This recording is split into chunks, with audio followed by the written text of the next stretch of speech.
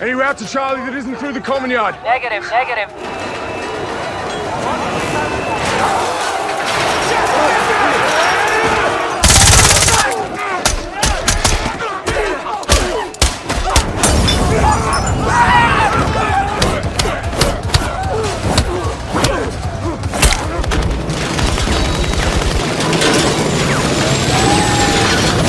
I'm going to enjoy killing you.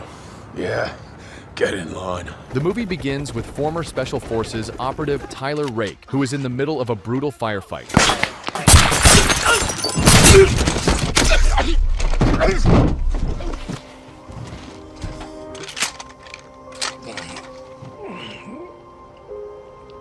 Then the timeline shifts back to 2 days, and we're introduced to Ovi Mahajan, a teenage boy who finished his day at school and heads out in a luxury car with his friends. Instead of going home right away, Ovi decides to spend some time hanging out, which irritates Saju, the head of security assigned to protect him. Ovi isn't just any student. He's the son of a powerful drug lord currently imprisoned. Because of this, his movements are supposed to be closely watched. One night, Ovi sneaks out to meet his friends at a local club. While they're in the garage taking a break, a group of corrupt police officers arrives. Chill, relax. The next day, Saju visits Ovi's father, who is currently serving time in a Mumbai prison. He informs him that Ovi has been kidnapped. Ovi's father, furious at Saju for failing in his duty, issues a harsh ultimatum. He demands that Saju recover his son immediately and warns him that if he fails, his own family could suffer the consequences. However, the situation is complicated. Since Ovi's father is incarcerated, his assets are frozen. There's no money available to pay a ransom or to hire a skilled extraction team. Despite this, he refuses to accept any delay. Left with no good options, Saju returns home and confides in his wife. He tells her about the dangerous position he's been put in and admits that he's considering hiring a professional to extract Ovi. Meanwhile, across the world in Australia, Tyler Rake is taking a break from his usual work. Quit swearing all the time. Told you he's fine. Right.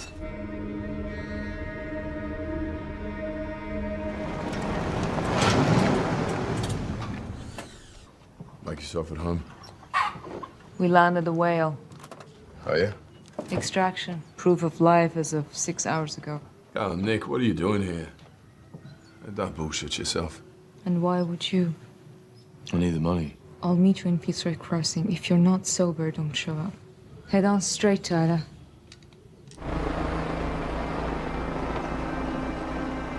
Saju also readies himself for a journey to Dhaka, determined to complete his part of the plan. Once in the city, Tyler meets up with Nick and their support team. Amir Asif, Dhaka's very own Pablo Escobar. This is our extraction point. Ferry you and the kid to a chopper. Okay, clock is ticking. Let's chop. During the mission, Tyler receives an unexpected call. One of Amir Asif's men contacts him and gives him directions to another location. Tyler complies and is escorted to meet with a group of Ovi's abductors. Welcome to Dhaka. You show me the kids, all right? I tell my people they pay you. Do you understand? Fuck, come here. Hey. We get down to business, yeah?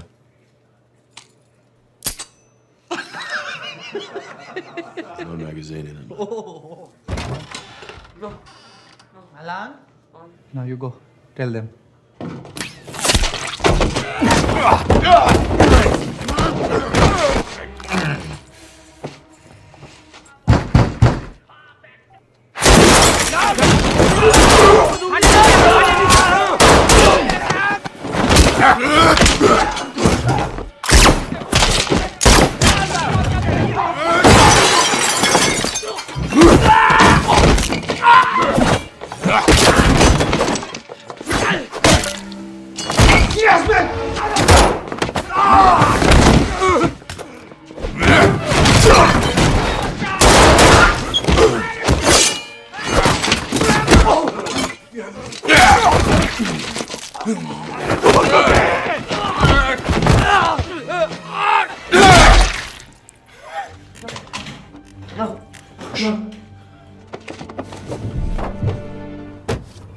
Elsewhere in Dhaka, the scene shifts to Amir Asif. Surrounded by his underlings, he confronts a group of street boys suspected of stealing from him. In a grim show of dominance, he orders one of them to be thrown from a rooftop, even though there's no solid evidence of the boy's guilt. Another boy, Farhad, is forced to prove his loyalty by cutting off 2 of his own fingers. The message is clear. Amir rules through fear, and disobedience carries a heavy cost. As this unfolds, Colonel Rashid, the local police chief who's in Amir's pocket, arrives with important news. He informs Amir that Ovi has escaped. Furious, Amir gives immediate orders to lock down the city. Every bridge, checkpoint, and exit route from Dhaka is to be sealed. Meanwhile, Tyler and Ovi are on the move. They're headed toward a pre-arranged extraction point. Kid, you want to survive, you do exactly as I say. Here, put these on.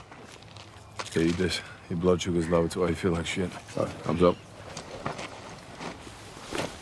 Name? Ovi. Proceeding to extraction. At the same time, Nick and her team are working on the financial end. They contact Ovi's father's associates to demand immediate payment for the successful recovery of the boy. With the safe return nearly within reach, they insist that the money be transferred within the next 7 minutes. Back in the city, as Tyler's extraction crew makes its way to their pickup location, everything suddenly unravels. An ambush strikes hard and fast. Multiple members of Tyler's crew are gunned down before they can react, including the sharpshooter who had provided earlier cover. The team is caught off guard and overwhelmed. What was meant to be a coordinated extraction now spirals into chaos. At the same time, Nick and her team are met with an alarming situation. They receive confirmation that no payment has been made for Ovi's extraction. The promised funds from Ovi's father never arrived. In fact, it quickly becomes clear that they've been set up. The entire operation was compromised from the beginning. Piecing together the situation, Nick realizes that Saju, Ovi's father's trusted right-hand man, was behind the surprise attack that left several of Tyler's team members dead. Ovi's father in prison and all assets frozen, there was simply no way to pay Tyler's crew. So, instead of canceling the mission outright, Saju hatched a plan. He would allow the extraction team to find and secure Ovi, then eliminate them to recover the boy himself, without owing a cent. Tyler, chopper's inbound. I won't hurt him! Go! Get in the car!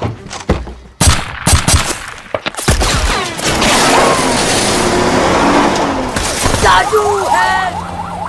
They're taking me to the police. The cops are in on it! But if you want to live, you have to trust me! What gate? Turn right. Can't! Bloody truck and one!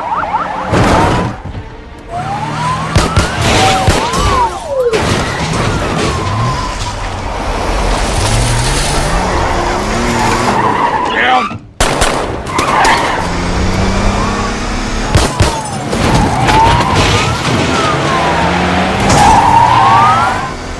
Hold tight!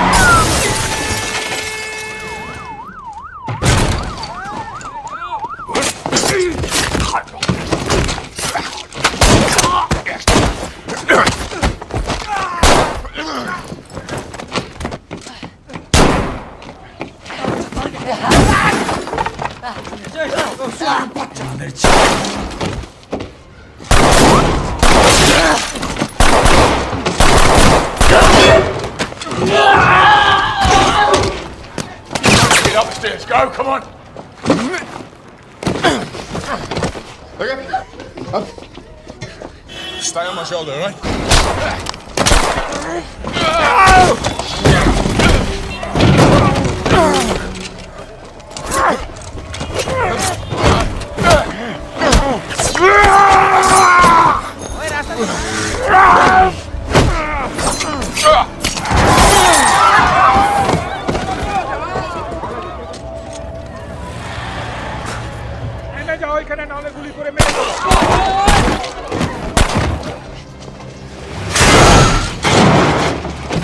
Get in, kid, come on!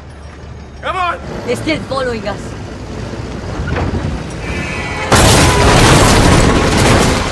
Okay, we're gonna jump on 3, all right?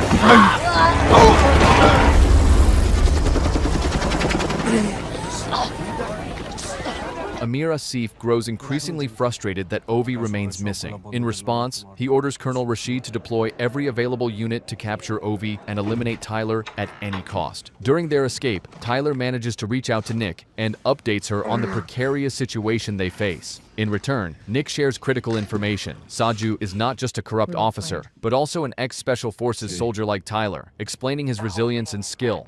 We can send a chopper and get you out. You gotta leave the kid behind, Tyler. Tyler? Tyler? That's not the job. Are you going to leave me in the street? Your phone. It's loud. No. Meanwhile, a severely wounded Saju contacts his wife, informing her of his critical condition. He instructs her to take their son and leave immediately if he fails to rescue Ovi, showing his desperate hope that his family will be safe regardless of the mission's outcome. Back with Tyler, he receives coordinates for the extraction point, a bridge where the helicopter will be waiting to pick them up. As Tyler and Ovi prepare to leave the area, their escape is suddenly blocked by a group of street kids led by Farhad, a young criminal eager to prove his loyalty to Amir Aziz.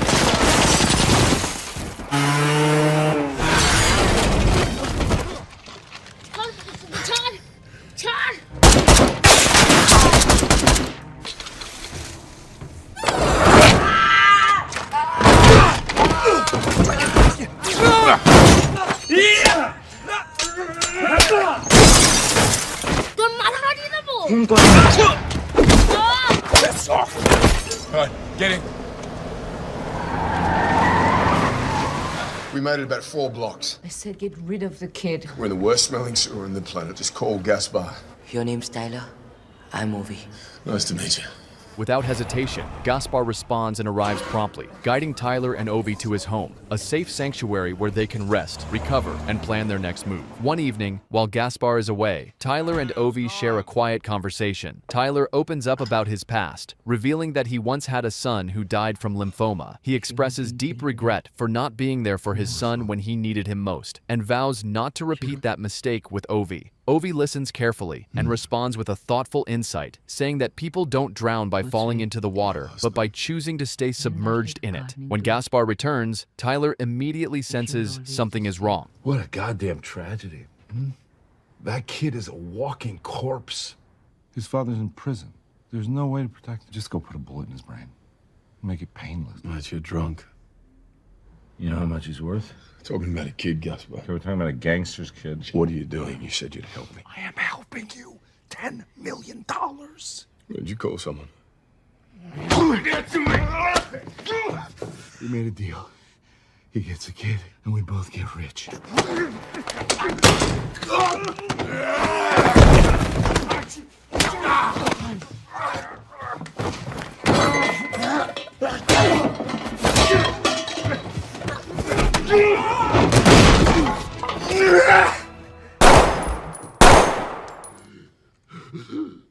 Determined to get Ovi to safety, Tyler contacts Saju. They agree to work together to smuggle Ovi out of Dhaka. The plan is for Tyler to create a diversion and draw attention away, while Saju, disguised, escorts Ovi across a heavily guarded bridge checkpoint. Once they're through, Tyler will provide cover to ensure their escape. The next day, Tyler begins firing at Colonel Rashid's men to create a diversion, giving Saju and Ovi a chance to slip away by car. Meanwhile, Nick is preparing her gear, ready to support Tyler in rescuing Ovi. As they approach the bridge, it becomes clear that Colonel Rashid's forces have already taken positions and have spotted Saju despite his disguise.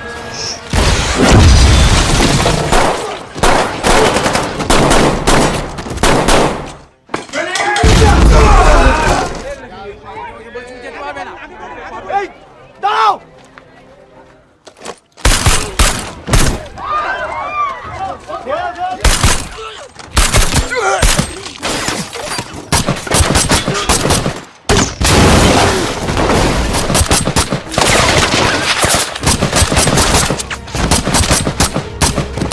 Stay here. Stay down. I'm gonna draw them away from you.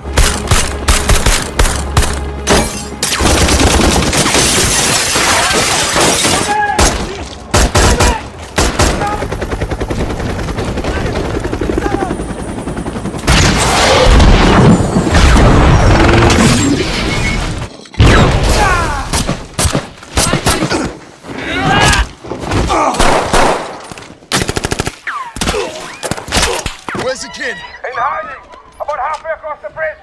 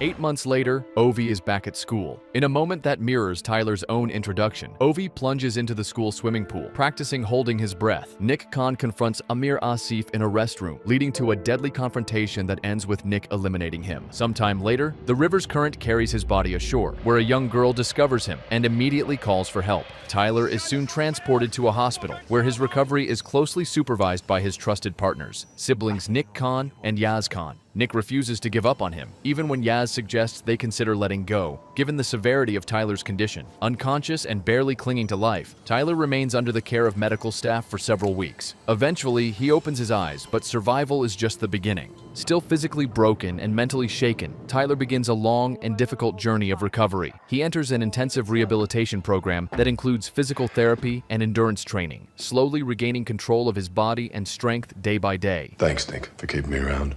Believe it or not, it's pretty difficult to let someone you care about die. But you fought your way back. You just have to find out why. Meanwhile, in Georgia, we are introduced to Zurab Radiani, a powerful gangster and co-leader of the Nagazi crime syndicate, who receives troubling news from his associate Avtandil. Zurab's brother, David Radiani, who is already serving time in prison, has just had his sentence extended by an additional 10 years. Furious, Zurab contacts the local governor, the officially responsible for signing off on the sentence. The governor explains that the extended sentence came under pressure from American authorities and that his hands are tied. In response, Zurab shares a deeply personal story, recalling how he has protected David his whole life, even from their abusive father, and that loyalty is something he takes seriously. The governor attempts to diffuse the tension by offering to transfer David to an American prison, but Zurab sees this as a betrayal.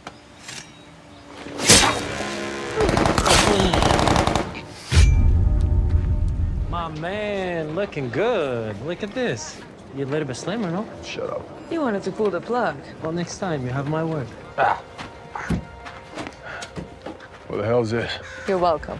So what am I supposed to do now? Anything you want. You're gonna like it here. What's this? Your entire life fits in one little box. Enjoy retirement! Yeah, piss off. Hey, baby.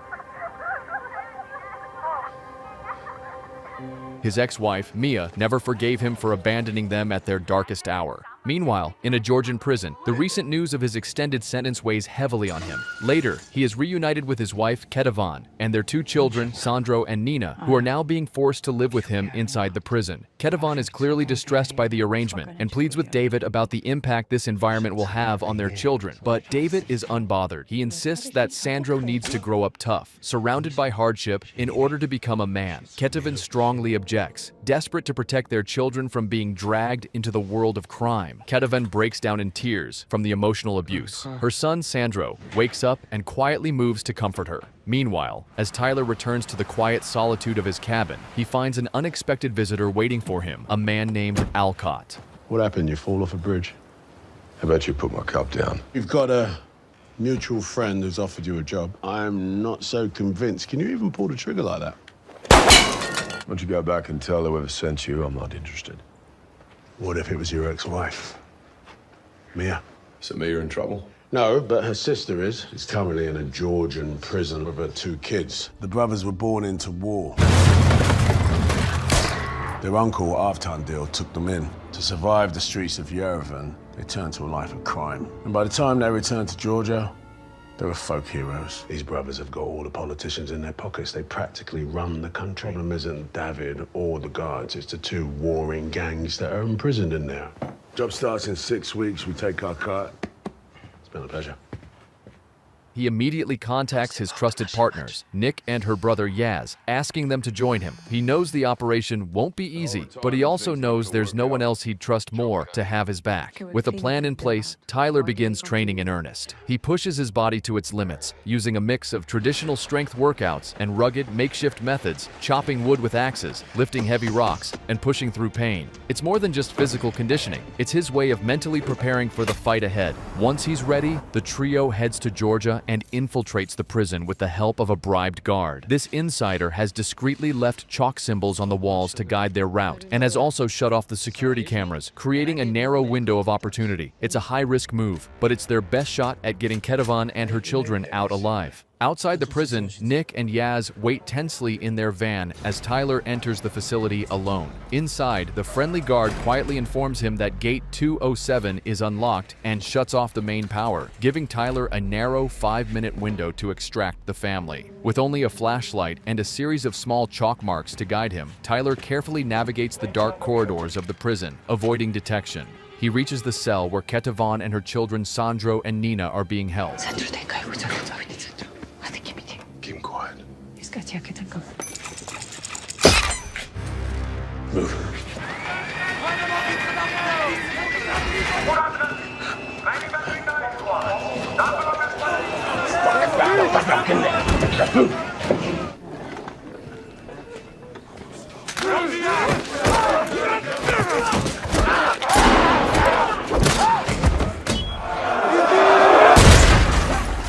Yaz, I need a way out. Working on it.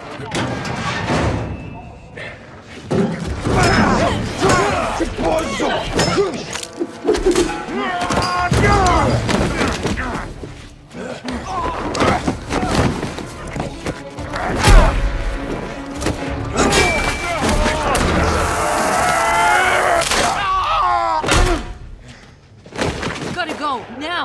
Take the kids, man, me and Charlie.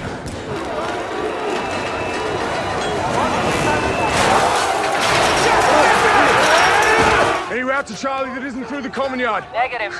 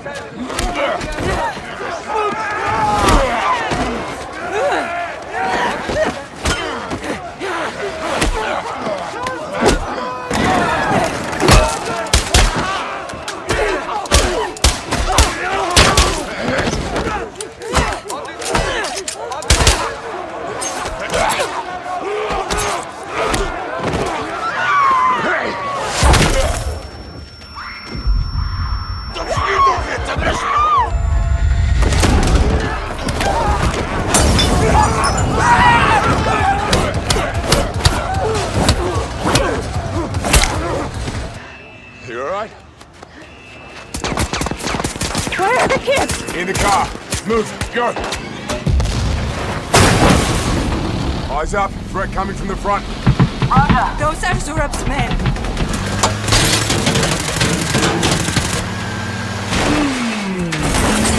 These men are killers. Yeah, so am I.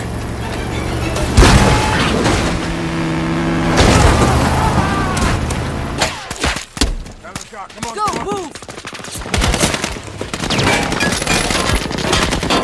Yaz, get us a med kit.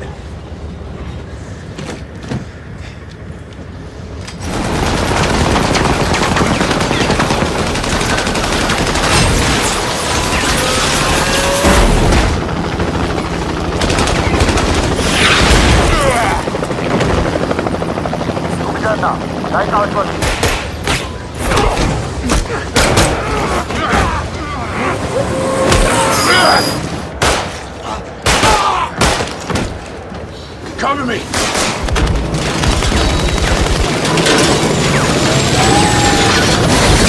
We're reaching the end of the line. Stop the train, Nick. We're surrounded. It's gonna be a rough landing, so hold on tight.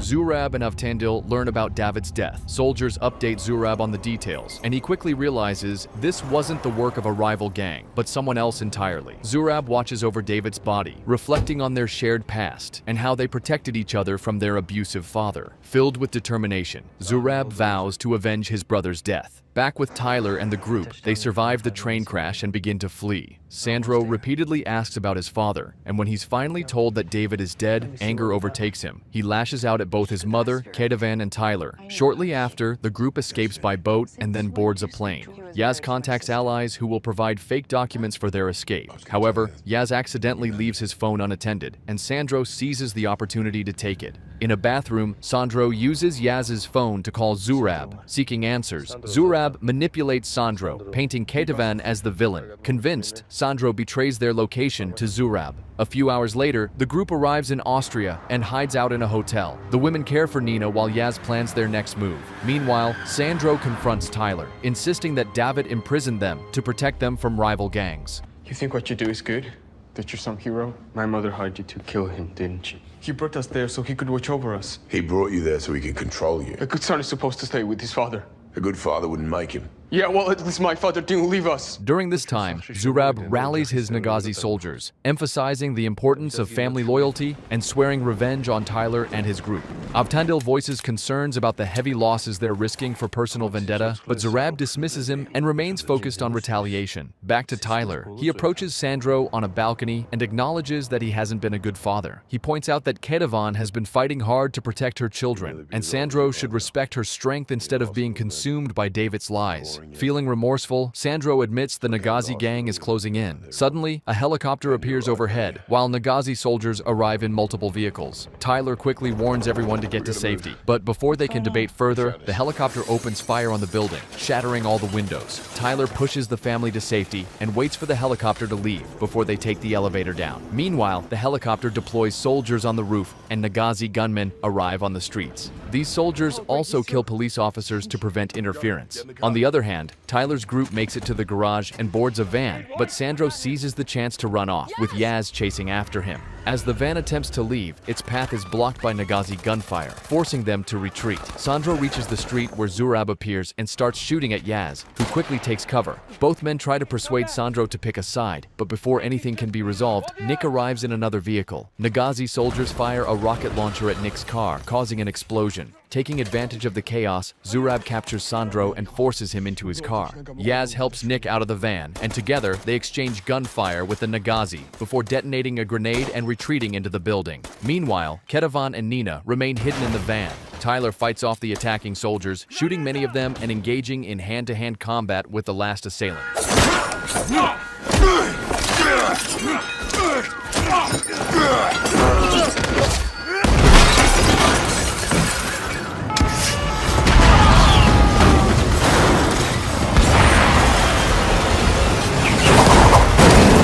Get to the roof, take their wings. Copy!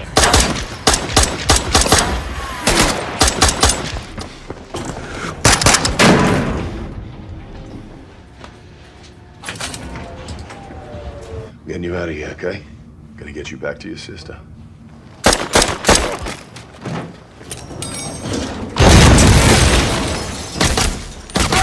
Go get the family. Go!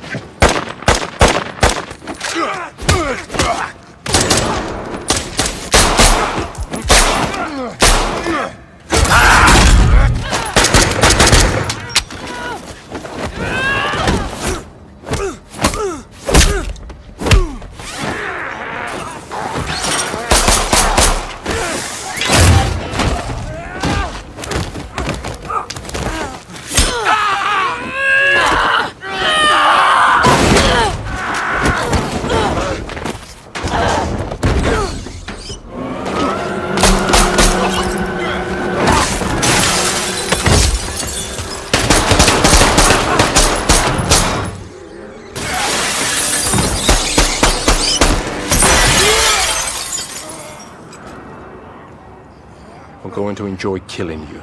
Yeah, get in line.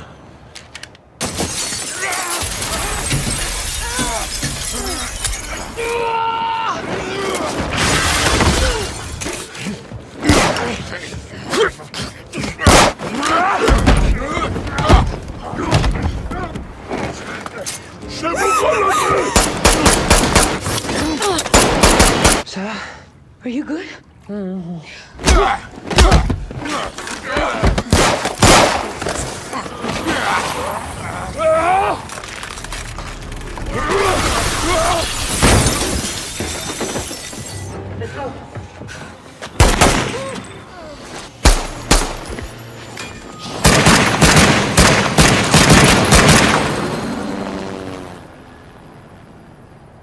Okay, stay with me, buddy. I got you.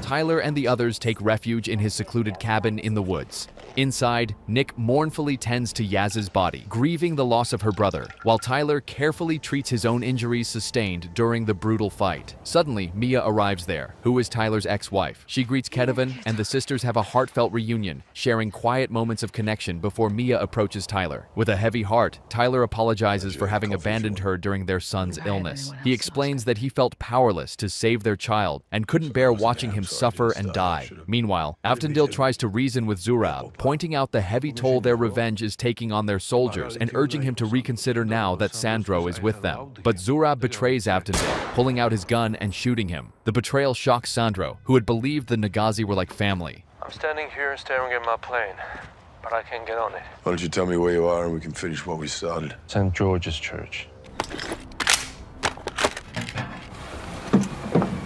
Open the door.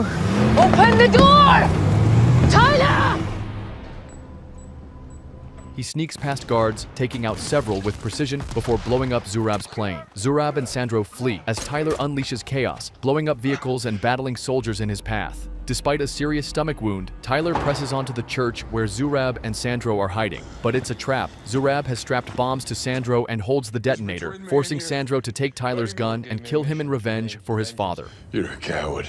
Cowardice is killing an unarmed man in the bowels of a prison. Maybe?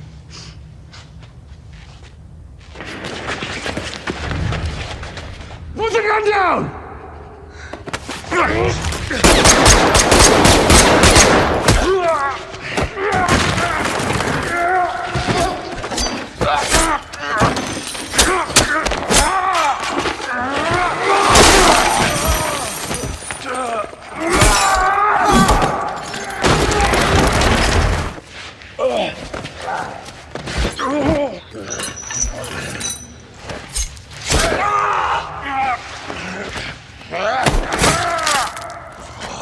I will not stop.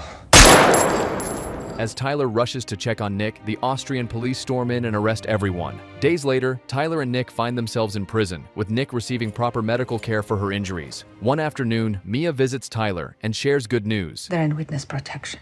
I helped her broker a deal with the Americans. I know I never said that. I never said thank you for doing what I couldn't. His last image of you wasn't you walking out on him. He said, I want to be brave like Dad. That's how he saw you. Goodbye, Tyler.